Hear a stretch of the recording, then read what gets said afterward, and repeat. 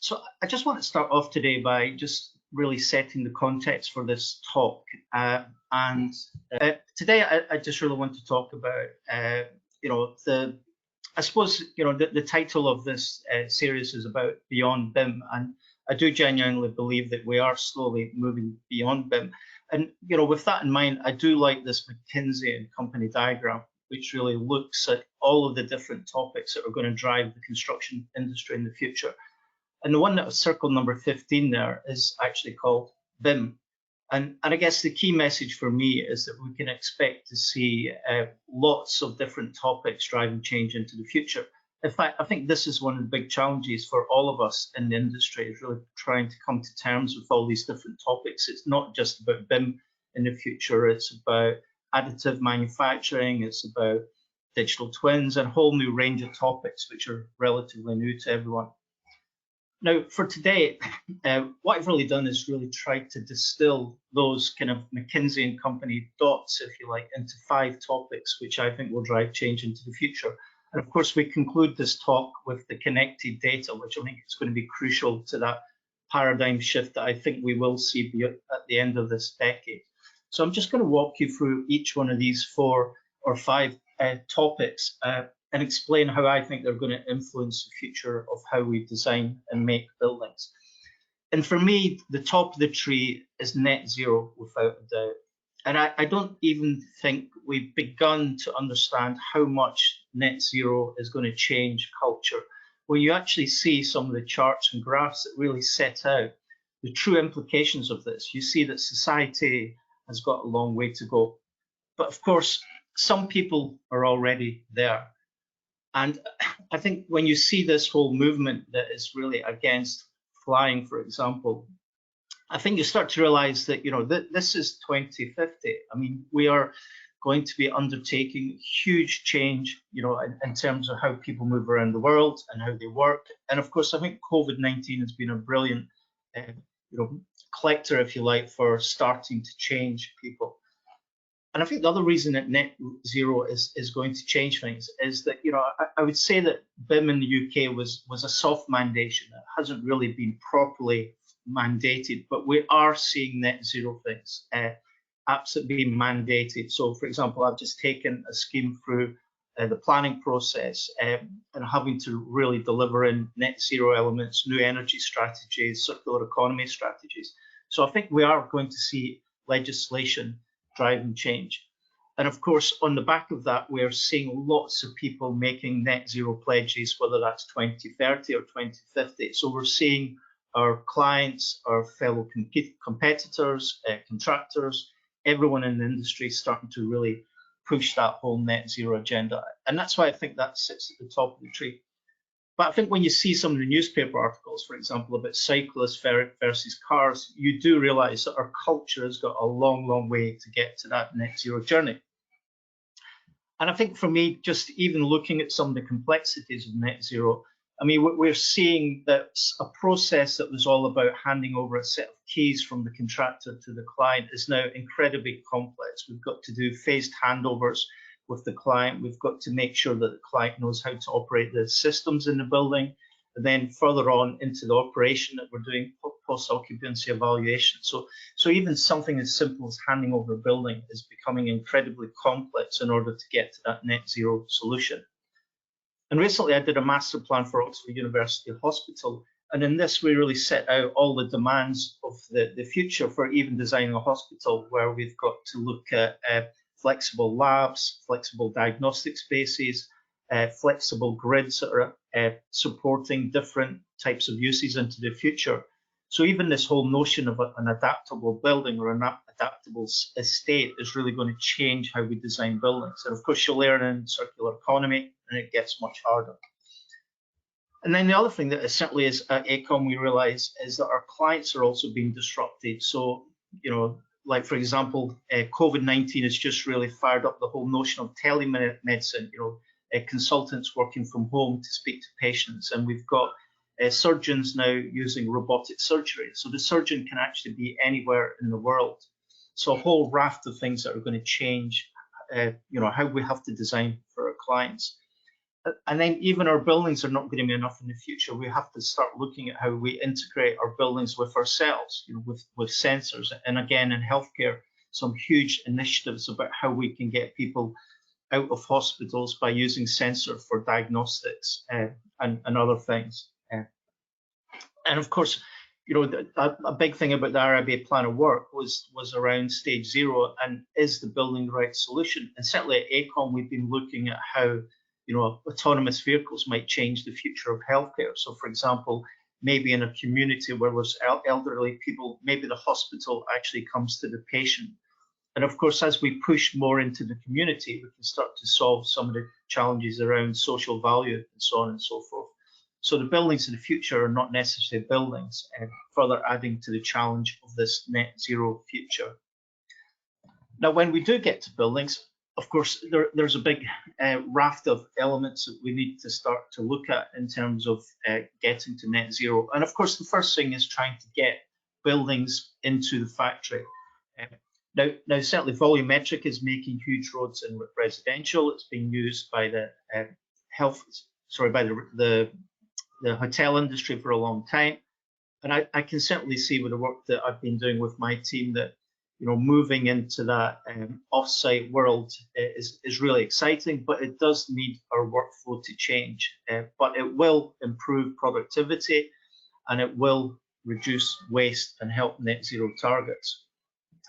And I think when some of the talks I've been doing recently, I have been speaking about, well, if we're going to get that productivity improvement, we need to really get the robotics fired up in the factories, because once the factories are working 24/7, they can achieve 4 times the productivity of a typical 40-hour week shift. But of course, it's not as simple as that, because some of the products that we need to get into the factory don't exist. And certainly in recent discussions I've had with manufacturers, I think one of the challenges is the whole scaling and cost of robotics.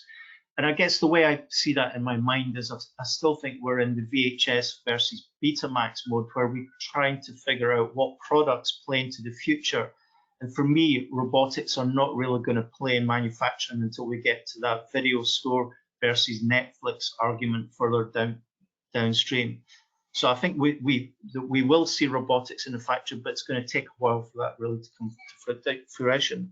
And just to layer in a slide that I have used before, I still think we need to focus on how do we make things in the future. And I certainly don't see these two chaps here as being the future of how robotics plays on site. It's just not going to happen this way.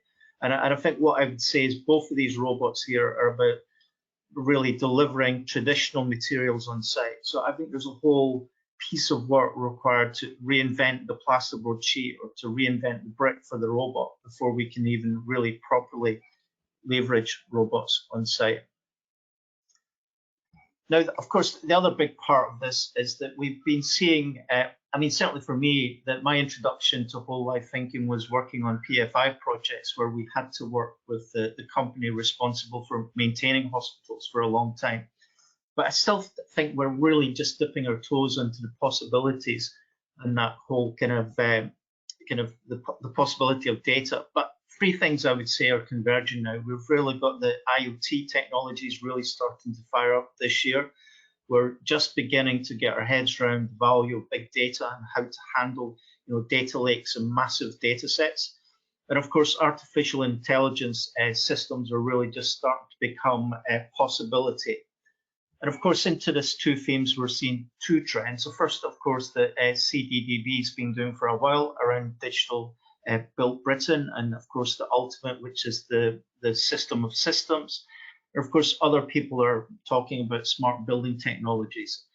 And certainly, I do see the challenges in some of the current projects I'm working on around how do you set a building to be smart 5 years in the future when it's handed over, when you're designing it today. So I think a lot of challenges around that.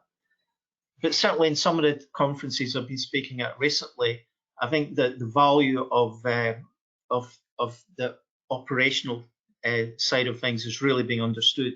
Now, here's a graph that we unpicked for our client recently, where you can see in these kind of hollow troughs in the middle that we picked up huge amounts of energy being used at the weekend when other parts of the building were shutting down. So I think the benefit to me of digital twins and and some of the other kind of new kind of asset management technologies is we really can use these tools to drive down energy costs. But I've certainly seen people talking about 30% savings possible in those operational costs. Now, when you really start to think about that, 30% saving of what is round about 80% of the overall project life is 24% of the whole life cost. And I think once clients really start to see those benefits, where in reality you can have the building for free, I think we are going to see whole life kind of thinking really coming to fruition. And of course, the other piece of whole life, though, is all to do with, you know, the whole value outcome. And this week on Thursday, I believe the launch of the value toolkit is coming around. So looking forward to seeing more of that. And I have been part of some of the capitals in here, so I'm aware of what's happening. But I mean, it's going to be quite exciting to look at how this gets delivered into the procurement process. But for me, the big action in terms of outcomes is about not the quantitative data, but the qualitative data. So I'm really interested in how we look at the research and development and the different science around investigations and so on and so forth, so to see how we can really actually unpick this whole outcome-based future. And I think we're only really dipping our toe in the water in terms of trying to understand how we can get better outcomes from our buildings and projects. Now, for me, I just want to say really one thing about design automation without really giving too much away about what my team's currently working on.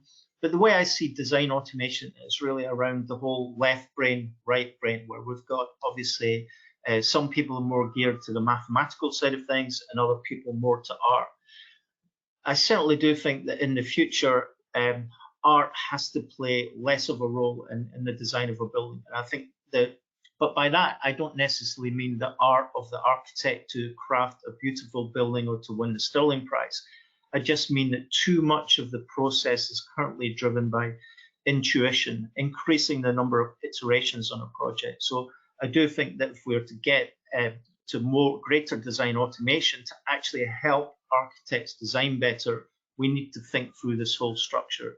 We should be using scripting and coding to actually help the process, to take the mundane away rather than actually trying to automate everything. So I think some careful thinking and messaging around that is required. And of course, as you can see on the left-hand side here, I do think that some of the design thinking on the right-hand side can actually really help if it's embedded into some of that left-hand side of the brain thinking as well. So a bit of discussion around what do we mean by design automation and where does that play into the whole system. Now on to the kind of main part of really what I wanted to talk about today. And that's really about the fact that, you know, just now the general arrangement drawing is really at the heart of how we design buildings. And I think the interesting thing about the general arrangement approach is really at the heart of what the architect does. We have to work from the outside in to make the building fit into the site, and we have to work from the inside out to get the functionality of that building. But what I've realized recently is that whole general arrangement process really underplays all of the spaces in a building. And recently we've been trying to work as a team to try and look at how can we expose the spaces in a building better.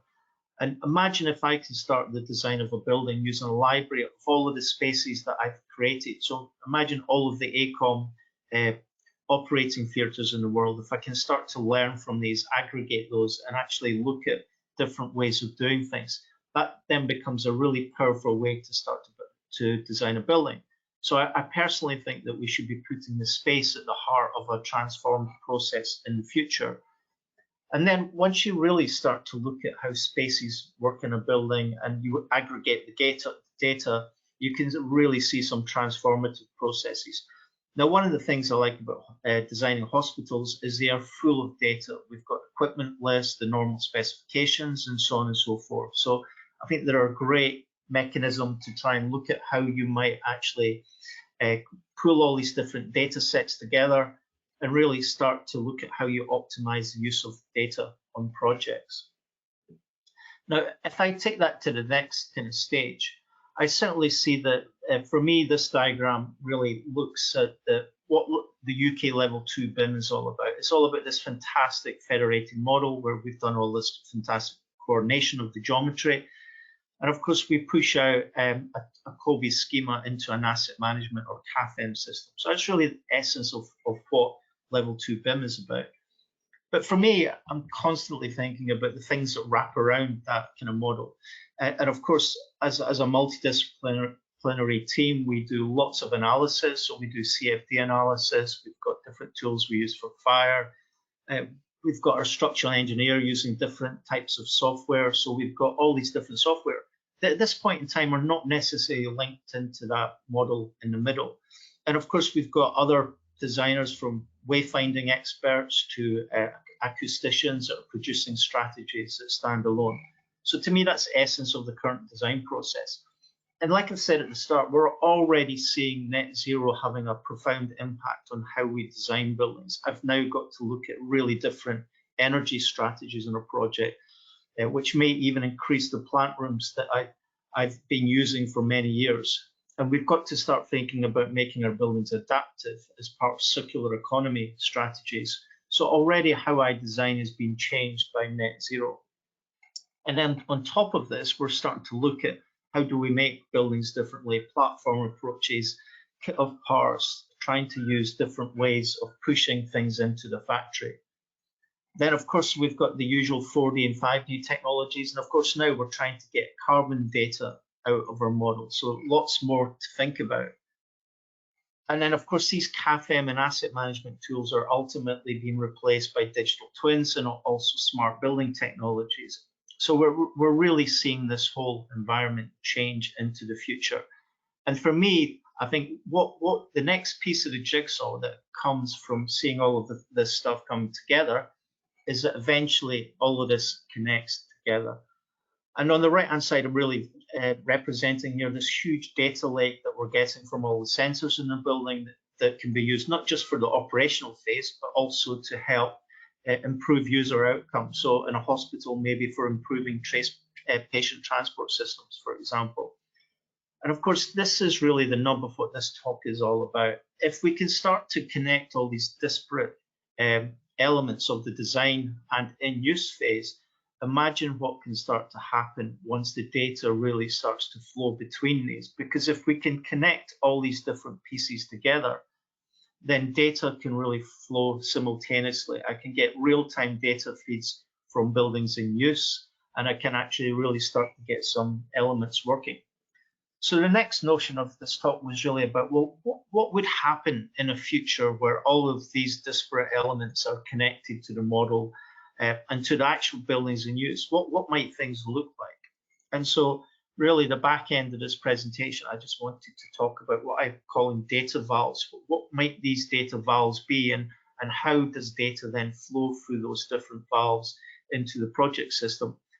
Now, of course, the first data source might just be from manufacturers, and I think SIBS have been doing an absolutely amazing job with their product data templates, and of course that really dictates what data flows through into the design process. But I think the great thing about the PDTs is that they're really setting whole life data. So the data from the manufacturer might come into the design process, but that data can also be used right at the back end in that whole life process. So we know that the data for the FM team on site is going to be there. But of course, there is a challenge in here because we need to think about where did that data come from and who provided it. So perhaps if this data is going to flow very quick, we need to look at some blockchain that sits on top of that.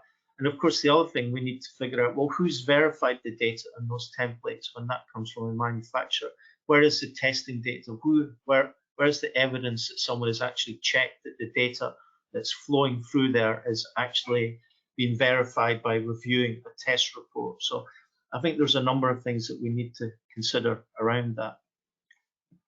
And then when it comes to design review process, I mean, certainly we're using VR increasingly, and here's an example of someone that was part of the stakeholder engagement process for our project at Waterloo Station that we handed over last year. But even here, whether it's a stakeholder in the station or whether it's the client in our office, we really need to think about, well, how do we record all these comments and then basically log them and make sure that we have them all signed off. So we need some kind of data valve to record these comments and make sure that they're all being implemented as we go through the design process. And again, maybe if I want to have verification of when the comments were made and whether they're signed off or not, I need to look at some technology that sits on top of that valve to prove that what's gone into the kind of, if you like, the issue tracker, and then evidence that's closed out. And then when I'm designing a facade system, similarly, maybe I need some different configuration. So if I'm using a configurator with a client for my facade, I need a means of checking what has the client configured. Did he want the red facade? Did he want the terracotta tiles? Or did he want the aluminium facade? So if we're going to get to products that are configured, like the car industry, then we need a means of checking what did the client review and what did the configuration did the client agree as we go into that design process. And then similarly, as we start to use all that connected data to get into a real-time kind of design process, you know, if I'm the architect with my mixing desk and I'm actually got this real-time data on energy, carbon, and cost in my mixing desk, and I've got real-time feedback from my CFD analysis, then of course I've got that real-time data flowing into the design of the facade. Now, it currently takes weeks to get CFD feedback on the energy for a building, but imagine if that was in a real-time scenario. And I think that's really what we're trying to get to the future, is that we've got better data at our fingertips as we're involved in the design process. And similarly, I mean, when people talk about the work in progress or the shared folders or part of the common data environment, I sometimes think that, you know, there is a design process that needs to be implemented. And I think making everything available to everyone is not necessarily the way to go. And certainly from a design management perspective, I would certainly want the comfort that perhaps as lead designer that I've signed off the concept for the ceiling with the architect before I allow the MEP engineer to really start to put the fittings in there. So really thinking how the models work from a design management point of view could be automated as part of this data flowing as well. And of course, the final piece of the jigsaw is if I've now got this kind of data into my model and it flows through into the digital twin or the smart building technologies, I really want to get feedback loops back into the initial process. And I think one of the benefits of digital twins is that we can start to get those feedback loops into the simulation software that people are using. And of course, as the simulation software gets better, we will have better designs going into the digital twin, an iterative loop that doesn't currently exist. And that can only make our buildings perform better into the long term. And finally, just last two slides before we take some questions is, I mean, for me, we've been using scaled drawings for 600 years, since Brunelleschi and Alberti invented that concept, using the likes of the dome in Florence. And of course, BIM is actually relatively new in that time frame. But what I do think is that if we are going to get to 2050 and the net zero objectives that we're looking at, we really need to stop this whole notion of using drawings. We really need to fire up the data from our BIM technologies and look at how to use that data more effectively, how to connect it, how to better use it, how to speed up the design process and make things much more efficient. So I think it's time to stop that 600-year-old paradigm and really focus on how to use the data and the geometry and the model much more effectively. And just my final slide is just really a reminder that there is so much information out there. We've obviously had the government publish the construction playbook last year. The London plan is really what most planning authorities are now using to drive their net zero challenges. There's this great health infrastructure plan that looks at the blueprint for digital hospitals, which is fantastic. So more and more information out there. And I really just applaud everyone on the call to try and get hold of all the data that's out there and then look at how we can all use it, improve it, and make things better. So that's my talk on how to connect data and how I see the future of how we design buildings. So thank you very much. Yeah, Thank you very much. Really very interesting, and I think quite thought-provoking moment there when you said that I like the analogy to left brain and right brain, between the artist as the architect, or the architect as an artist, and then scripting as some logical process to then create a design. Which I'd be interested if any architects who are on our delegates would like to counter that, but that's certainly very very interesting. You've talked, really there about connecting all the data, and it does require, this sort of logical approach to how you consider a building. It's not just an artistic rendering of, or manifestation of some vision, but it is a functioning, logical construction. So it does require a change in terms of how you see things, but then also it does require the technology to be there to be able to do it, and people to accept it. So do you think we're ready really for this sort of type of technological thought process or change that's going to be needed to happen? I think we are, and I mean, people sometimes say to me, "Oh yeah, we tried to do that 20 years ago, and we couldn't get that to work." I think now is actually time for people to dig out all these ideas they had 20 years ago, Jeff, because I think we're seeing huge convergence of so many different technologies, cloud technologies, IoT technologies, a whole kind of wealth of things that are all coming to fruition at the same time. And of course, when you throw into the mix the change that is being driven by the pandemic, I think it's really creating a perfect storm. And when I talk about Bruno Leskay and his kind of cohorts, I do think that's the sort of change that we're going to see by the end of this decade. I think when we look back in 10 years' time, I think the whole notion that we design a single building from scratch will just be folly. It's just not going to happen that way, because we do have all those technologies coming to our to our fingertips at the same time. Thank you.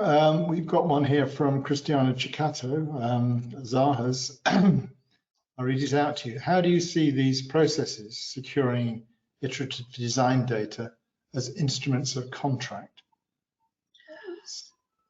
Yeah, so I guess that's why I'm really trying to start a conversation, Jeff, around that. I mean, the reason I talk about data valves is, to me, those valves, if you like, are the points of contract. So that's the contractual points where data flows from one party to the next. Now, I guess I would rather talk about transactions rather than contracts, because I do think that we will need new business models in the future to work in this connected data. But some of those transactions might be automatic. Some might need a payment. So, like, for example, the data flowing from a supplier to me as a designer might just be an automated gateway, and there's just that blockchain kind of record of what data flowed between us. But I think other situations, there might be a transaction. So if I've got a library of components, then maybe I charge people to use that. So maybe there's a payment that flows through. And but I mean, if it's someone from Zaha's team, yeah, listen, I mean, the whole kind of way that Zaha's team do geometry might be more driven from a bespoke building. But I still think when you see how many decisions that people have to make on projects, whether it's around specification or balustrading systems or whatever it is, I think we can make any project, even the most bespoke, incredibly more efficient using data and connecting all those disparate data sources. It's interesting you've drawn in sort of blockchains. I've often looked at that and sort of think, well, where's the use? Where's the application? Clearly, it's in use for in the financial markets, but in construction, that's quite an interesting concept, because it's all about security of data and who did what to when and how. Yeah. And whether that technology can be applied in this sort of contractual term will be really, really quite interesting. Yeah, so I mean, Jeff, on that front, I've not really been too interested in blockchain up till now, because some of the things I've seen people trying to do with it in the construction sector are trying to fix analog problems, if you like.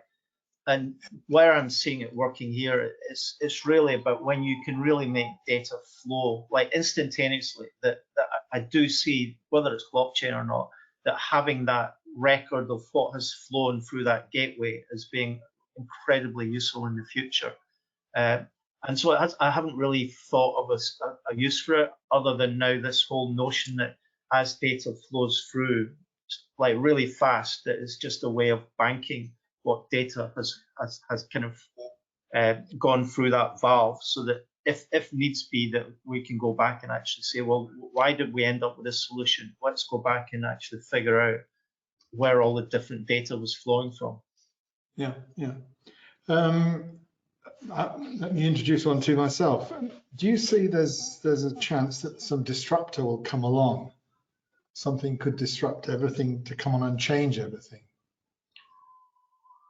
I think it's likely that someone will come and disrupt a part of the process, but I'm not so sure about the whole of the process. That said, I mean, certainly in residential, we've seen some clients decide that the only way to go is to control the whole process. So almost in a sense become more like a car manufacturer, where you're holding the design process, the making process, and even the sales process end to end. So yeah, there are clients that are doing that, but I can't see every client going down that route. And certainly this year, we've seen a lot of companies coming into the property, prop tech as it's kind of now called. So I can see some disruption happening, Jeff, but I think it'll be difficult to do because of the complexity of the current silos. Right. Certainly won't. It'll be a few years before something like that comes along. Okay. Well, we'll just leave it open for a minute if there's anybody got any more questions. But certainly very thought-provoking. I know some architects who still love pencil and paper. Well, I mean, just picking up on that though, Jeff, I mean, I still see pencil and paper being, the first hour of the process, if you like. Yes. In terms of getting an idea from a brief, how that happens, I don't think it really matters. It might be a model, it might be a sketch, it might be an idea that goes straight into a model. I don't think that really matters. The key is that it's about how quickly you can get those initial ideas into a system where you've got all of this other data at your fingertips. So if you're designing a facade system, like I say, that you've got data information on carbon and cost and all these other drivers that, so just now we design something and then we have to go backwards because we get cost advice and then we have to detune what we're doing. So I guess the idea of having that information at your fingertips as you design, I think should be a great tool for architects into the future.